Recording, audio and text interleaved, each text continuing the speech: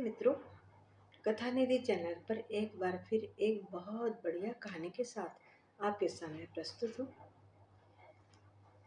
हमारी आज की कहानी लिखी है जाने माने साहित्यकार मंगला रामचंद्रन जी ने। कहानी का नाम है शेष अग्नि परीक्षा। तो चलिए कहानी शुरू करते हैं। इधर कुछ दिनों से वैदेही इसी तरह से महसूस कर रही है। रमन से मुलाकात के बाद तो वो कुछ असहज सा महसूस करने लगी है।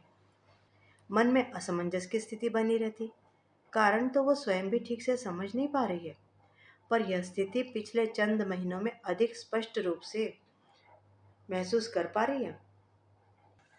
रमन से वो पिछले 1.5 वर्षों से परिचित हुई है। न तो कोई पहली नजर का प्यार वाला मामला था, ना ही ऑफिस में साथ काम करते हुए रोज मिलते रहने का सिलसिला। वैदेही को तो ये भी याद नहीं आ रहा कि पहली बार रमन उसे कहाँ और किन हालातों में मिला। अब सोचने पर लगता है कि शायद वो स्वाभाविक या प्राकृतिक रूप से निर्मित वातावरण नहीं था, तभी तो उसकी याद दिल में बसी हुई नहीं है। 26 वर्षीय वैदेही 2-2.5 वर्षों से इस बैंक में काम कर रही है। युवा, ज़हीन और आत्मविश्वास से लबालब भरी हुई अपना काम इतनी मुस्तैदी से करती कि आसपास के लोगों में भी सकारात्मक ऊर्जा पैदा हो जाती। उसके घर में माता पिता, भाई भाभी उसके व्यवहार और कार्यकुशलता से प्रभावित थे, और वो उन सबकी लाडली ही थी। एक बड़ी दीदी जो वैदेही से 15 साल बड़ी थी, शादीशुदा थी। दीदी उसे बिल्कुल अपनी बेटी की तरह ही प्यार करती थी। उनकी स्वयं की बेटी और वैदेही में मात्र 4 वर्ष का ही अंतर था। वंदिता उसे मौसी तो बुलाती ही नहीं थी, कभी कभी दीदी का संबोधन भले ही दे दे। वंदिता और वैदेही की खूब घुट घुट कर बातें हुआ करती थी।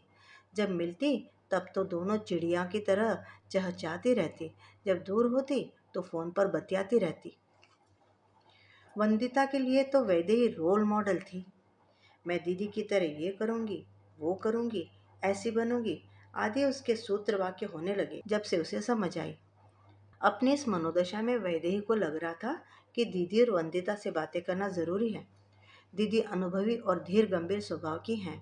किसी भी समस्या या बात के हर पहलू को अच्छे से जांचे बिना कुछ कहती नहीं या करती भी नहीं। वही वंदिता वर्तमान पीढ़ी की प्रगतिशील विचारों की ऐसी युवती है जिसकी उम्र विवाह योग्य हो रही है।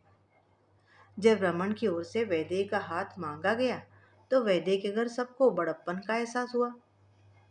अपनी बेटी के गुणों की कद्र करने वालों का एहसान भी महसूस हुआ। जब आया हुआ रिश्ता स्वीकार लिया गया तो फिर रमन को वैदेही से मुलाकात करने का भी मानो लाइसेंस मिल गया। पहली बार जब वो वैदेही के ऑफिस पहुंचा तो वैदेही का ध्यान उसकी ओर गया ही नहीं। वो भी कतार में लग गया, और जब उसकी बारी आई तो बजाय बैंक से लेन देन या कोई और काम बताने के बोला, मैं रमन कुमार आपसे। वैद्य को याद भी नहीं आया कि आगे उसने क्या वाक्य बोला था या किस तरह से पूरा किया था। रमन कुमार सुनते ही वो हड़बड़ा गई थी और समझ नहीं पाई थी कि क्या जवाब दिया जाए। फिर स्वयं को सहेज कर सहजता लाने का प्रयत्न करती हुई बोली थी, जी बताइए क्या काम है आपको। बस आपसे मिलने आया हूँ। आप काम खत्म कर ले तो कहीं चलकर बैठते हैं और बातें करते हैं। रमन कुमार की विश्वास भरी आवाज ने वैदेही को प्रभावित नहीं किया, ऐसा तो नहीं कहा जा सकता। उसके पीछे कतार में खड़े लोगों में कोई गलत धारणा न बन जाए, इस डर से वैदेही अतिरिक्त सहज और दोस्ताना अंदाज में बोली, आप कुछ इंतजार कर लीजिए, मैं काम खत्म करके जल्दी ही आती हूँ। वैदेही को रमन का साथ भला लग रहा था, पर इसके बाद उसका जब तब असमय बैंक में मिलने आना उसे ठीक नहीं लगता था। बैंक के सहयोगी भी धीरे धीरे ताने मारने लगे थे। ऊपर से अफसरों का भी थोड़ा डर लगा रहता था। आखिर वैद्य ने रमन को एक दिन कह ही दिया कि बैंक में काम के समय वो नहीं आए तो अच्छा रहेगा। बैंक छूटने के बाद दोनों मिलते तो वैद्य को घर पहुंचते हुए रात हो जाती। हालांकि घर के सभी सदस्य प्रगतिशील विचारों के थे, पर रोज ही रात को देर हो जाने से वैद्य को स्वयं ही कुछ अटपटा सा महसूस होता। आखिर उसने रमन को साफ साफ कह दिया, हम दोनों सप्ताह में किसी एक दिन, शनिवार या रविवार को मिले, वो भी दिन ही दिन में, जिससे शाम तक मैं घर पहुंच जाऊं। छुट्टी के दिन मुझे खुद के भी कई काम निपटाने होते हैं।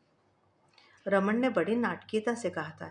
जैसे भी हुजूर चाहे कहें वैसा ही होगा। पर हुजूर ये बताने की तकलीफ तो करे, आपका खुद का अलग सा वो काम क्या है भला जिसमें हम शामिल न हो? वैदेही ने उसकी बात को हल्के अंदाज में ही लिया। फिर मुस्कुराकर बोली, मुझे ही नहीं, सभी को, यहाँ तक कि आपको भी तो कुछ व्यक्तिगत काम होते ही हैं। बहुत जल्दी ही वैदेही रमन के स्वभाव से कुछ असहजता महसूस करने लगी। वो तो ये समझा करती थी कि रमन उदार विचारों का बहुत ही भला और बड़े दिल वाला युवक है। पर कुछ ही महीनों से उसकी बातचीत, हाव भाव, सभी कुछ कुछ और ही इंगित करने लगे। कभी कभी तो वैद्य को लगता कि रमन उस पर अपनी मिल्कियत समझने लगा है। एक दो बार तो उसे लगा कि वो प्यार का हक जता रहा है। पर धीरे धीरे यह हक नियंत्रण रखने की तरह होने लगा। ऐसे हालात बनने लगे कि वैद्य चिंतित होने लगी। उसने अभी तक स्वाभिमान और आत्मविश्वास का पाठ ही पढ़ा और सीखा था। उसी के बल पर प्रगति करते हुए अपने विचारों पर निर्भर थी और अपने पैरों पर खड़े होकर आत्मनिर्भर भी बनी थी। जब भी वह पति के रूप में किसी के बारे में सोचती तो भले ही चेहरा धुंधला और अस्पष्ट रहे, पर मित्रवत व्यवहार और पत्नी को व्यक्तिगत स्वतंत्रता देने वाले एक भले से सहयोगी के रूप में ही वह अपने पति की कल्पना करती। वैद्य की मानसिक दुविधा बढ़ती जा रही थी। रमन वैद्य के वेतन की जानकारी लेकर आगे की योजना बनाने में लगा हुआ था। देखो वेदु, सबसे पहले तुम कार लोन ले लेना, तुमको भी कितना आराम हो जाएगा। ड्राइवर तो तुम्हारा ये दास शोफर रमन कुमारी बन जाएगा। उसका यूं अंतरंगता से वेदु बुलाने लगना उसे शायद अच्छा भी लगता, पर आगे के वाक्य ने उसे चौंका भी दिया और अवचेतन में वो सजग हो गई। वैदेही से कोई जवाब न पाकर रमन ने उसके चेहरे पर आते जाते भाव को पढ़ा और असंतुष्टता की महीन जाली बुनते हुए दिखा। फिर तुरंत ही उसने अपना सुर बदल लिया और बोला, कहाँ सोच में पड़ गई। मैं तो यूं ही कह रहा था, पहले तो हम हनीमून की प्लानिंग करेंगे। अब तक वैदेही मन ही मन कुछ निश्चय कर चुकी थी। उन दोनों के विवाह की तारीख 3 महीने बाद की तय हुई है। इससे पहले दीदी और वंदिता से मिलकर चर्चा करने का उसका निश्चय दृढ़ हो गया था। घर पर माँ पापा और भाई भाभी से बातें की और उसने इलाहाबाद के लिए 2 सप्ताह के बाद की ट्रेन के टिकट बुक करवा लिए। अब उसे रमन का मिलने आना जाना कुछ नागवार सा ही लगने लगा था। अभी से यदि वो वैदेही को और उससे जुड़ी चीजों को अपने नियंत्रण में रखने की कोशिश कर रहा है, तो विवाह के बाद किस हद तक जा सकता है, ये सोचकर ही वो घबरा गई। वैदेही ने अपने इलाहाबाद जाने के बारे में रमन को बताया ही नहीं। उसके जाने से 2 दिन पहले रमन उससे मिलने आया। वैदेही उसके सामने यूं भी कम ही बोलती थी। उस दिन तो वो एक तरह से गूंगी ही बनी रही। उस दिन रमन अधिक उत्साह में था और वाचाल भी बहुत था। वही लगातार बातें करता रहा। यह भी अच्छा ही हुआ, क्योंकि उसका ध्यान वैदेही के मौन की तरफ गया ही नहीं। वैदु वैदु, सोच कर देखो ये कितना अजीब है कि पिछले वर्ष हम एक दूसरे को जानते भी नहीं थे। अब देखो, अगले चंद महीनों में हम पति पत्नी बन जाएंगे। तब तक दोनों एक दूसरे से अच्छे से वाकिफ भी हो चुके होंगे। वरना किसी अजनबी के साथ सुहागरात मनाने का सोचकर अजीब लगता है ना। अच्छा हुआ कि उसने वैद्य की चिंतित मुद्रा पर अधिक गौर नहीं किया और आगे भी कुछ ऐसी अनरिजंट बातें बोलता रहा। अब तक वैद्य उकता भी गई और जाने को छटपटा रही थी। तभी रमन के मुंह से एक ऐसी बात निकल गई कि वैद्य की दुविधा बिल्कुल ही समाप्त हो गई। मैं सोचता हूँ कि हमें बच्चों के बारे में सोचना ही नहीं चाहिए। इस बारे में तुम्हारा क्या ख्याल है? अब तक बोर हो चुके वैद्य के मुंह से निकला, मैं तो बहुत आगे का वैसे भी नहीं सोचती। जीवन में आज का महत्व मेरे लिए सबसे ज्यादा मायने रखता है। आज की घड़ी बता रही है कि बहुत देर हो गई, अब मुझे चलना चाहिए। ये कहते कहते वो अपने पर्स को समेटकर खड़ी ही हो गई। चले जाना भाई, कुछ देर अबेर से इतना फर्क नहीं पड़ जाएगा, पर मेरे मन की आखिरी बात तो सुनकर जाओ। रमन अपनी आवाज में उत्सुकता का पुट मिलाकर इस तरह बोला कि वैदेही ठिठक कर रुक गई और रमन के चेहरे की ओर देखने लगी कि न जाने अब कौन सा बम फूटने वाला है। सच ही रमन के मुंह से निकला वाक्य छोटा मोटा बम ही था। वेतु, हम दोनों बच्चा पैदा ही नहीं करेंगे। हम दोनों के बीच कोई तीसरा नहीं होगा। जो हमारी खुशी में अड़चन पैदा करे। तुम भी इस बात से सहमत होगी, है ना? वैदेही से सकारात्मक जवाब पाने की उत्सुकता में टिकी रमन की निगाहें उसकी पीठ पर ही जम सकी, क्योंकि वैदेही बिना कुछ कहे ही निकल चुकी थी। काफी समय के बाद वैदेही को रुई की तरह हल्का महसूस हो रहा था। दिमाग में कोई उलझन बाकी रह ही नहीं गई थी। रमन से रिश्ता तोड़ने के ख्याल से ही वो खुशी महसूस कर रही थी। अब तो उसने फैसला ही कर लिया कि वो भले ही कुंवारी रह जाए, पर रमन से विवाह तो किसी भी कीमत पर नहीं करेगी। बीच में एक दिन था और उसके अगले दिन का इलाहाबाद का टिकट था। उसे लगा कि भाभी को कम से कम अपनी मनोदशा और फैसले के बारे में बता देना चाहिए। उसी दिन रात को उसने पिछले कुछ समय से रमन का जो व्यवहार था उसका खुलासा भाभी के सामने किया। भाभी चौंक गई। चौंकी जरूर, पर उन्होंने भी यही कहा, गुड्डी, अच्छा हुआ अभी उस आदमी की प्रवृत्ति का अंदाजा लग गया, नहीं तो तुम्हारा जीवन ही बर्बाद कर देता वो। मैं तुम्हारे भैया से बात करूंगी और रमन से छुटकारा पाने का रास्ता भी खोजेंगे। तब तक तुम दीदी के यहाँ 4 दिन रहकर कुछ तरोताजा हो जाओ और इसे एक बुरा सपना सोचकर भूल जाना। दीदी और भैया उसे गुड्डी ही बुलाते थे। भाभी को उसका नाम अच्छा लगता था, सो पूरा नाम ही लिया करती थी और सभी को कहती थी कि नाम को बिना बिगाड़े पूरा लिया करो। उनके मुंह से गुड्डी सुनकर वैदेही को लगा कि भाभी उसका रक्षा कवच है। इलाहाबाद दीदी के यहाँ पहुंचकर तो वो अपनी पुरानी मनस्थिति में आ चुके थे। जीजाजी स्टेशन से उसे लेकर आए और दीदी से बोले, गुड्डी के चेहरे पर कितनी चमक और आत्मविश्वास का नूर बरस रहा है। मनोरमा दीदी ने भी मुस्कुराते हुए उसकी ओर देखा और पति से बोली, आप कहीं उसे नजर न लगा देना। ये बातें सुनते हुए वंदिता बाहर आ गई और बोली, मेरी दीदी के चेहरे पर आत्मविश्वास की चमक है और आत्मनिर्भरता की रंगत। जीजाजी के ऑफिस चले जाने के बाद वैदेही ने दीदी को सारी बातें खुलकर बताई, साथ ही अपना फैसला भी सुना दिया।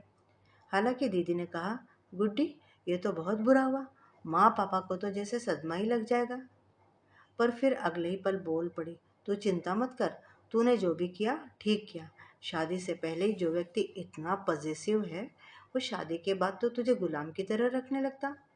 मैं भी भाई से बात करती हूँ और उसे भी समझाती हूँ कि तू एक बड़े हादसे से बचकर आई है।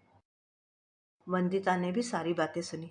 वैदेही के विवाह में मौज मस्ती करने का जो उसका प्लान था, वो चौपट होता देखकर उसे थोड़ा मलाल जरूर हो रहा था, पर उसके खुराफाती दिमाग ने तुरंत फुरत अपने पापा से कहकर पिकनिक का कार्यक्रम बनवा लिया। भले भी एक दो बार सीतामढ़ी जाने का कार्यक्रम बनाने की कोशिश की गई थी, पर कुछ जम नहीं पाया था। इलाहाबाद से लगभग 70 किलोमीटर दूर है सीतामढ़ी। सुबह सुबह शीतल हवा के झकोरे लेते हुए कार में चल पड़े। पहाड़ी पर बहुत ही बड़े हनुमान जी की प्रतिमा थी। सीता जी का मंदिर बाहर से इतना सुंदर और भव्य है, वहीं तीनों ओर से तमसा और गंगा नदी का पानी उसे और भी मनमोहक बना देता है। पास के तालाब में खिले हुए असंख्य लाल कमल देखकर तो उन चारों का मन एक अकथ्य शांति और प्रसन्नता से भर गया। आखिर जीजाजी ही बोले, तुम लोग बस यही देखती रहोगी कि मंदिर के अंदर भी चलोगी? मंदिर के प्रथम तल में सजी धजी लाल रंग की साड़ी में सीता जी की बहुत सुंदर मूर्ति है। उसे निहारने से दिल भरता ही न था। निचले तल में गेरुए वस्त्र में अवनी में समाहित होती सिया की जीवंत मूर्ति यूं लग रही थी कि जैसे आंखों के सामने ही सिया भूमि में समा रही हो। वातावरण कुछ गमगीन और भारी हो गया था। वंदिता ने चुप्पी तोड़ी। भगवान राम सीता के प्रति कितने निर्दयी हो गए थे। तब भी सिया हर जन्म में श्री राम को ही पति परमेश्वर के रूप में चाहती थी। महिलाएं सेंटिमेंटल होती है या कुछ मेंटल? दीदी बोली, वो जमाना तो कुछ अलग ही था। तब पुरुष भी मर्यादावान होते थे। आज की नारी पति के अवहेलना या उपेक्षा सहन नहीं करेगी। करे भी क्यों? जब दोनों समकक्ष हैं तो सहयोगी की तरह ही रहना चाहिए। वंदिता नहीं उसके पापा भी दीदी के विचार जानकर जोर से कह उठे, वाह वाह।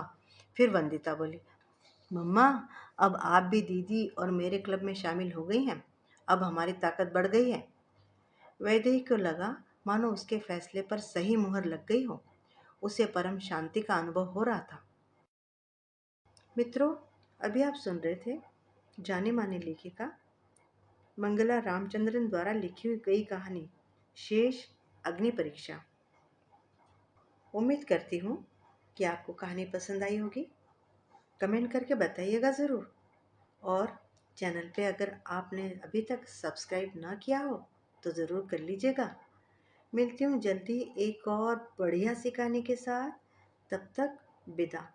आपका दिन शुभ हो।